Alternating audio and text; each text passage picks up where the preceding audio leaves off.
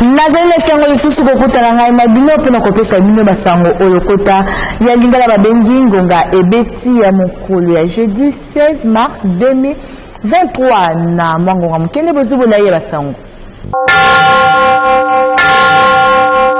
Tefuma sonda biso apoko alelo pona kosa bino ete tata mokonzi ekolo Congo démocratique Félix Antoine Tshisekedi Tshilombo azalaki na audience na cité ya Union africaine ba représentants ya dynamique ya ba leader politique pe communautaire ya Grande Orientale kati na ngo ba ressortissant ya province ya Otuele Bazuele Ituri pe Chopo wapi balobelaki quelques problèmes au bazali na ngo o ezali lié na développement ya Grande Orientale loko la sécurité infrastructure pe na o etali économique. Rentrée parlementaire et Salemaki, Mokolia, mercredi 15 mars 2023, dans l'Assemblée nationale, Wapi point Mokonde Zalaki à l'ordre du jour, dans le discours, il y a président Christophe Mbosso Kodia Oya Lobela, qui est comme état de sécurité et le Congo démocratique, pe ma ponami Bolanda. Mandala, Pepe! Moko kaka ezalaki na ordre du jour na rentrée parlementaire oyo esalemi na Assemblée nationale mokolo ya mercredi 15 mars 2023 discours ya président ya chambre basse ya parlement Christophe Mbosso Kodia wapi etushaki ba point belé likambo ya sécurité pe ba élection oyo ekosalema na décembre 2023 boyo kandenge abetingonga.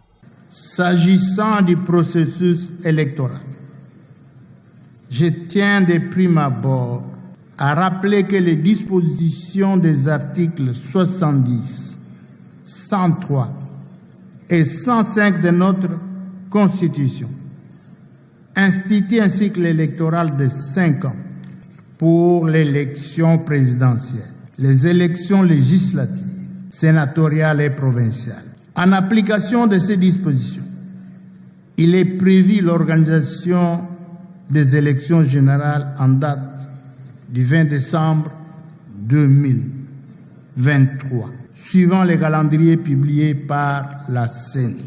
Cette détermination de voir s'organiser dans notre pays des élections inclusives, transparentes, crédibles et apaisées me pousse à inviter chacun d'entre nous à s'y préparer, à y prendre part effectivement, conformément au dit calendrier. C'est dans cette optique que l'Assemblée nationale encourage la CENI de prendre toutes les mesures nécessaires pour atteindre cet objectif.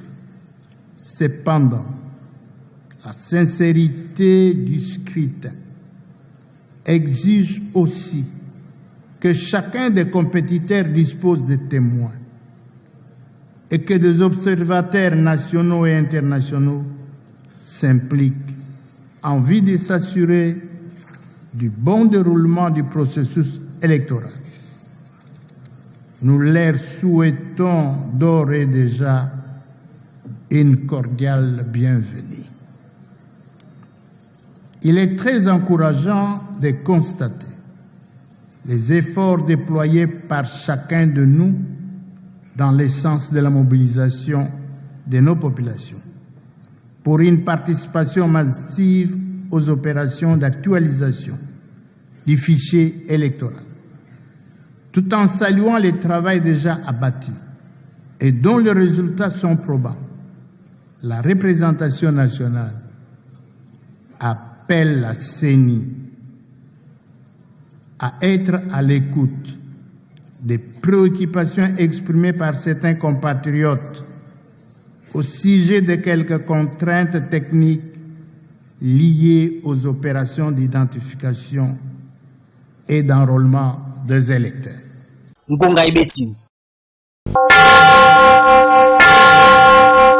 Si ma rentrée parlementaire dans l'Assemblée nationale, Mwanda Mwaba, député national, Bazanga quitté Kobet Sangonga, la micro ya Yannick Kimilongo pe Jires Matuba, Bolanda.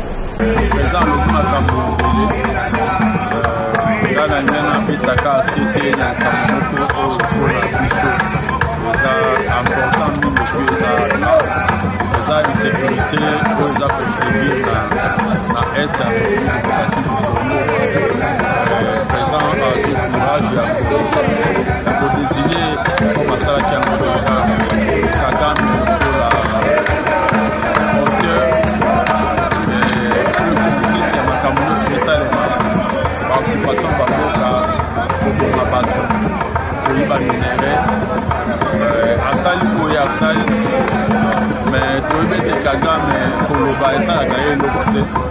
esengeli bitumba esengeli gouvernement ezwa kano ya kobunda po en plus ya koloba discours ya papa Kagame ayoka yango te gouvernement azwa responsabilité na ye ata bamoye po basoldat baforce ya sécurité sur le terrain baconquérir baterrain po batosama soki te totosama te elobaki président Martin qu'il faut absolument tobunda il faut tozala responsable tobunda voilà eloko na sili na kasi ngana parce que okoki kosala élection okoki koloba makambo économie mais soki guerre wana ezokontinue akontinue insécurité ekontinue baninga bakokufa Rana a député national a adressé plus d'une trentaine de questions orales avec débat.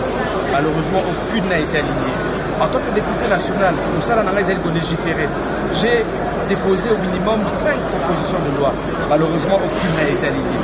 Donc, pour le discours au président Bossouati Moussala, nous avons comparé à moi la diazépa, elle aura la Valium. Nous avons l'habitude d'entendre ce genre de discours, mais malheureusement, sur le terrain, les choses ne s'améliorent pas, les choses ne changent pas. Donc c'est un discours purement politique, mais sur le terrain, le travail du député est-il valorisé? Non. L'objectif du Parlement est pour améliorer le quotidien des populations. Malheureusement, ce Parlement, depuis 2019, n'a rien apporté de bon. Donc, bref, c'est un discours politique, je n'y crois pas, malheureusement. La justice esengeli koyeba ete haute cour militaire uti kolumisa arrêt avant dur droit na oyo etali régularité ya saisine na affaire ya député national Edouard Mwango Chouchou oyo bakangaki ye na bamunition na ndako na ye oyo ezwama na commune ya Gombe. Haute cour militaire est fixé audience moko na date ya le 21 mars 2023 mpona kokota na bozindo ya dossier ya Nick Mulengo abeti Singonga. La plus haute cour juridiction militaire ya école Congo démocratique et outil ko rejeté ba moyen nyonso oyo ba avocat ya élit national ya Sud Kivu Edouard Mwanga Chouchou ba développer qui pe cour est déclarée compétente pour na constatuer affaire oyo. Bongo audience mosusu ezali fixé le 21 mars et koya pona e bandelia instruction na fo ya dossier. Na audience oyo nde Eli ya Sud Kivu Edouard Mwanga Chouchou ako répondre na ba question na oyo etali ba effet militaire oyo bakangaki na ndako na ye. Esengeli koyeba ete na mémoire unique ya ba avocat na ye ba salaki remise en cause ya procédure ya flagrance wapi client na bango azali jugé. Ba evokaki ba irrégularité ya saisine pe incompétence ya cour ya haute cour militaire loko la client na bango azali député national. Ya koyeba lisusu ezali ete Edouard Mwanga Chouchou azali poursuivi na complicité na commissaire principal Robert Mushamaliwa moko ya ba gardien ya concession na ye oyo ezali na Nord Kivu wapi ba monaki ba minduki ko bakisa lisusu ba minduki oyo ba monaki na Kinshasa. Ba infraction misato ezali reteni pona ye totangi participation na ba mouvement insurrectionnel ko bomba illégalement ba minduki pe ba incitation na ba militaire na kosala ba acte contraire na devoir pe discipline na bango. Dossier oyo ezali à suivre. Ngonga ibeti. Kolanisama na bokangemi ya député national Mwanga Chouchou pe bakangami baye bauti ko cité lokolo ba complice na ye na dossier ya collaboration na ba groupes armés ndetindi honorable Désiré Mbondi Wambondi abetisa ngonga zali na micro ya Piris Pembele. Ya liboso esengeli toyeba te tozana mboka mosusu te mboka ngo moko kaka oyo RDC matondo mingi longonya na papa président ya assemblée nationale oyo tobengi ye Mbosso Kudia Pwanga. Salut et félicitations ya lobaka na ba député quitter les groupes armés. Je crois que ce message congolais ayebi yango oyo alandaka actualité. Mais lokola mboka na biso comme lokola nyonso théâtre. Kaka yona abakisa ki alobi makambo nyonso ezalaka théâtre te. Tango alobaki yango bato baseki batioli ye. Kaka biso ba congolais. Na yebi te toza esu bato te. tolongwe na bomoto Mwagashushu, honorable député congolais, entre guillemets, yé azali tukobenga la face supérieure ya iceberg esengeli court et approfondir et kende na bozindo tokokuta bandoki na se adra bazali Mwagashushu azali bobele etando tozomona bakoto na se tokokuta lisusu bandoki na se adra badongole miso batondi kuna oya site wana ezali bana bitinda oya tangi wana ezali bana bitinda bao basimbi likambo bazali pe ye Mwagashushu ayebi bango soki okomona lolenge tata wana azali koopere kimia oyo azali na yango moto azwi likambo mozomona kimia po ayebi te nsima na ye bato bazali pe okomona ye Mwagashushu wana ye azwaki baconcession wana ndenge nini durant tous les régimes oyo ekei oyo comment akozwa domaine mboka mobimba ye aza na 3/4 ya domaine ya territoire national sous un régime. C'est lui, Azali, 17 ans, 18 ans plus tôt, Azali, mettre quelque part, il y avait un régime ici. Il y avait un régime ici en place qui a laissé Mwagashushu à Salawana pendant 18 ans de règne d'un régime. Malamu. Ce qui justice à poursuivre un malamu, Tokotala. Na régime obo. Bandoki na se draba kozala ata 15 na kati. Mais eloko moko nazali koboya ezali nini? Pona nini bosa ila ngo campagne médiatique. Azali criminel. C'est un criminel simplement. Bakosa ila campagne médiatique pona nini? Bakanga bato boni basala ka ba criminel na RDC. Basa ya campagne médiatique te. Po ko senga te bato na ye ya libanda babanda kobongama kobongisa makambo po baya kobimisa ye na lobwako. Batika campagne médiatique. Ce qui bakangi bato kuna baya na bango. Ce qui bakosuka ndenge nini ezala justice, secret de justice. D'abord ezali militaire. Ezali question de sécurité ya mboka. Ba traiter en coulisses. Na otali sécurité c'est notre koyeba correspondant à biso azoma na etuka ya Beni mwana mboka Juna Paluku abetisi ngonga na nzela alo pona kotalisa ete munguna M23 asalaki lisusu bataki na Sake na territoire ya Nord Kivu mokolo ya mercredi 15 mars 2023 zali na singa epa ya Yannick Mulengo.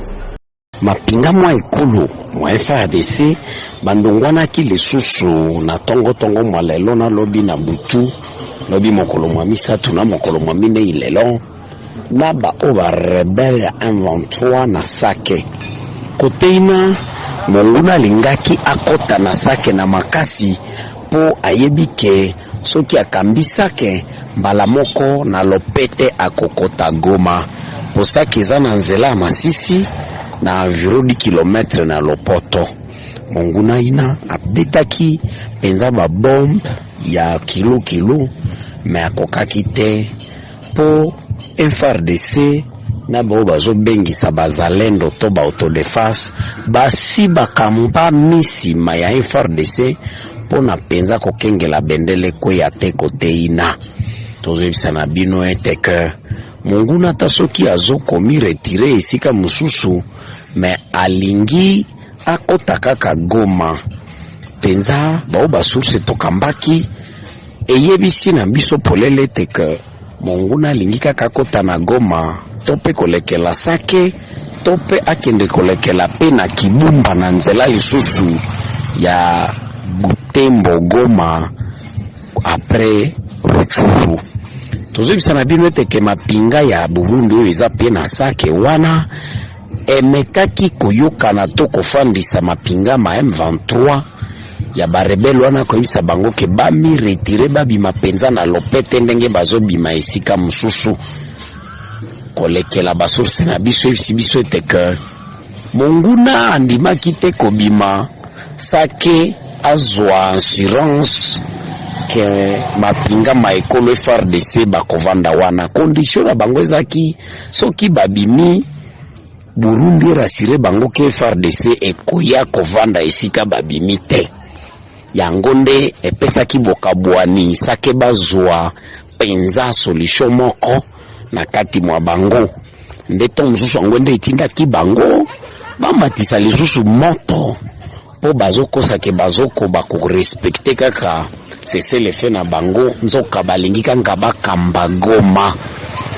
Tozosi na bino teke na kote ya Beni batu bazobima kaka bazolongwa na territoire ya Beni esika penza monguna EDF azosala makambo oyo penza eza ya malonga te koboma bato kolekela penza bo babengaka na lopoto machete na o babengaka lahu ope na masasi monguna koti na groupement ya Mario chefferie de Bashu kuna na Kalunguta na Mabuku na esika mususu kaka biteni nyoso eza sima kuna bango babandi okima baboyi ke munguna kata bango po kuna ta position moko te ya FARDC jali ba mai ya nduma kaka nde baza kuna population ya kuna ezoloba polele ke ba mai wana nde bazokata bango po bakomi deja na relation makasi na munguna ya NDF nalu bazosenga na mapinga maekolo baya kuna noki kotia ba position na kokimisa pe munguna ya ba mai wana o batiaki kuna baobi azozela cantonnement po azonga to akota na kati ya mapinga bakufaki ebele bakelasi ekangami kuna kutwarolema pe ekangami batu nyonso bakimi jina ivo apaluku. Patrick Mouyaya, ministre ya communication et médias, le Mona Bakambi, a programme ya développement ya 155 territoires, basala qui point de presse, wapi batalisaki, na bapandisango, le lengi misale ezali kotambola na phase ya liboso, ya Niki Mulengo, abeti singonga. Na banza, tant on a sala qui introduction ya programme oyo ya PDL 145 territoires, programme oyo chef de l'État initiaki, na lubaki boye. Oyo misala ezo salama mikolo yo misala oyo bandi mikolo yo oyo etali ba école ba centre de santé na ba bâtiment administratif eza étape ya liboso soki tosilisi étape oyo volet oyo phase oyo to bandi toke na makambo oyo etali banzela soki tosilisi banzela toke na makambo oyo etali électricité et pour la information na yo programme ezo prévoir qu'on construire 418 mini-centrales solaires dans 145 territoires et 471 km d'éclairage public dans le chef-lieu du territoire. Ce qui est aussi ici, makambo etali ya courant, toké na makambo etali mai. Donc forage et puis qu'on aménager la source d'eau. Ce qui est aussi ici, makambo source d'eau, toké na makambo etali bazando na bamboka, donc les marchés publics. C'est aussi ici makambo bazando bawenzi. Voilà, je sais pas. Bawenzi. Toké na makambo etali agriculture. Donc programme est fait au fur et à mesure toujours pour avancer. Tout ça la misala nio sauter en même temps parce que le programme est là il y a 2 ans. Donc voilà un peu et là on a okoloba na makambo Italie courant na bambora na biso. Donc na mikolo ezoya déjà ba étude déjà en préparation avec Anser notamment. Donc mikolo ekoya gouvernement a kotia ba ressources pour misala et banda pour na makambo Italie courant na ba territoire. Na ko bakisama moke na ya lobibo ba ke na ba école union so bazotonga et kozala na ba panneaux solaires et kozala pe na forage. Ça veut dire que ma question est énergie et ça ma question autocanisa qui déjà qui a été prise en compte na oezo salama. Kasi awa bobo sanate na lobaki les bandeli que 145 territoires et ça yango moko projet à gouvernement te. Ba projet zali ebele boki ndeko abeti lisolo ya Anser ou eza agence nationale ou état la kaba service à électricité to lobela rango be mingi na conseil de ministre ou ezota la ndenge nini to kopesa courant na ba territoire pe na ba province ya biso parce que potentiel eza makasi kasi fo biso ndeto me mama ele ko sala ndenge nini to pesa ba to courant na ma bisika nyos. Massacre moko Salemi na butu ya mardi pour la kotemisa tongo ya mercredi 15 mars 2023 na ville ya Bumba wana tozwami na province ya Mongala watu babomi batu misatu pe batu bayebani te oyo bakimi sans trace na tongo population ekutika ka ba nzoto na mabele Lili Maleka abetisi ngonga.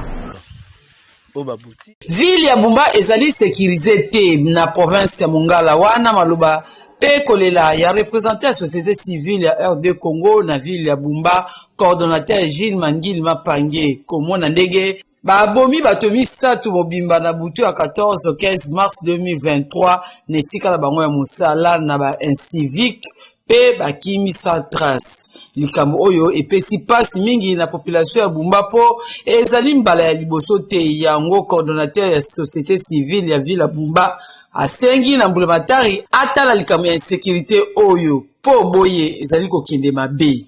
Nous faisons cette sortie médiatique pour dénoncer ce qui s'est passé à Bumba dans la nuit du 14 au 15 mars 2023 où une boucherie d'hommes a eu lieu.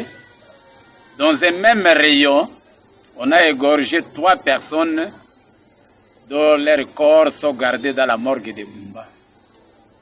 2 deltas et une satinelle. Et nous disons que c'est à volonté que ce forfait a eu lieu parce que le magasin où étaient promis toutes ces 3 victimes n'ont pas été cassés. Et les actes ont été seulement perpétrés pour saboter la vie humaine. Ils se sont pris seulement aux individus pour ne même pas casser les boutiques, pour ne même pas casser les magasins, et rien n'a été pris au niveau de ces magasins-là. C'est comme pour dire que vraiment, très sincèrement, Bumba n'est pas sécurisé.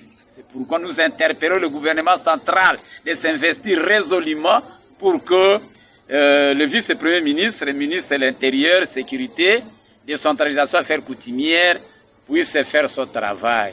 Ngonga Ibeti.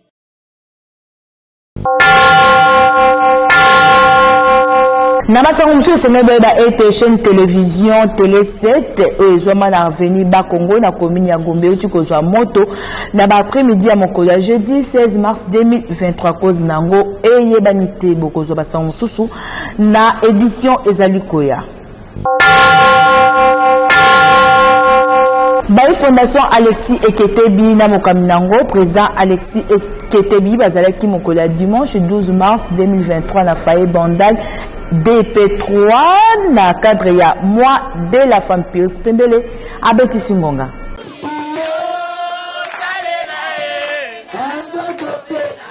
Et attaqué dans le mois de mars, beaucoup d'années entre président Alexis Eketebi et membres, il y a différentes sections, il y a Fondation Naïtolobi, Fondation Alexis Eketebi, na cadre mois de la femme, wapi, à l'un du Sakaba Mama P, après Sakabango, moi cadeau souvenir. Bongo, mokolo ya dimanche 12 mars 2023, Alexis Eketebi et l'ongo na équipe dirigeante nyonso, ya Fondation Naïe, bakendaki bongo kutana, na section faye ya Bandal 2 pe Bandal 3. Na bokomi na bango, accueil ezalaki bomo mesano. Na bosio maloba, mwana mboka Alexis Eketebi alendisaki ba mama pona likambo etali bongo microcrédit pe a félicitaki mingi ba mama ya Bandal 2 pe 3 na ndenge bazali bongo kozongisa mbongo pe bazali bongo komatisa bombongo na bango. Point fort ezalaki bongo kokabola maputa wapi mama moko ayaki kozwa liputa na shwa na ye to pe na guna ye. Nyonso elekaki malamu na esengo wana bazangaki te kobetisa ngonga. Para biso Eketebi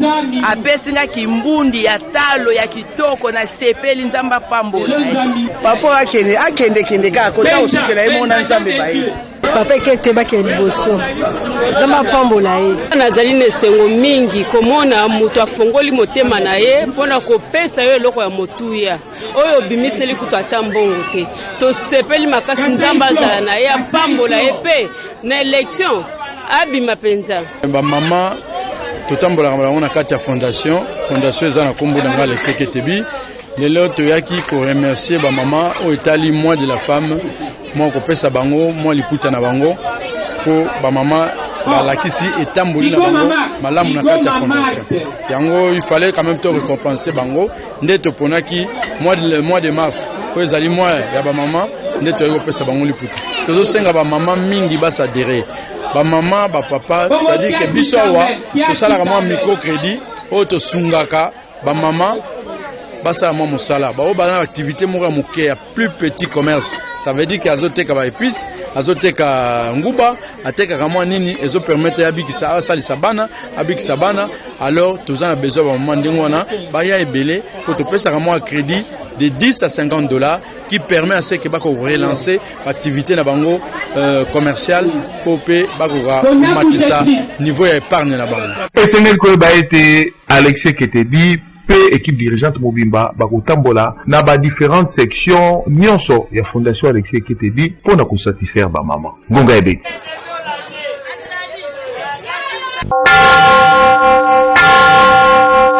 na basangoni azumikisi ya kosukisa basango lokota ya linga babengi ngonga ebeti ya mokolo ya jeudi 16 mars 2023 kasi yamba biso kokabwana esengeli koyeba ete rédaction ngonga ebeti ezali kotombela joyeux anniversaire na madame Marlène Baitswapala ka malandwa oyo abotama le 16 mars ya mbula moko tika tenzamba lola apambola yo pe bakisela yo bambula mususu esengeli pe botonda to pe bopesa matoni l'équipe technique oyo esungaki biso po tokoma na bandako na bino sima caméra tozaki bongo na Patrick Losala édition Simamakina Yannick Moulengo pe montage à la bamba bongo mokolo ya lobi vendredi 17 mars 2023 mijaolu akokita nanga pe na opesa bino basango mususu olokota ya lingala kimia kolo nzambe omabota na bino.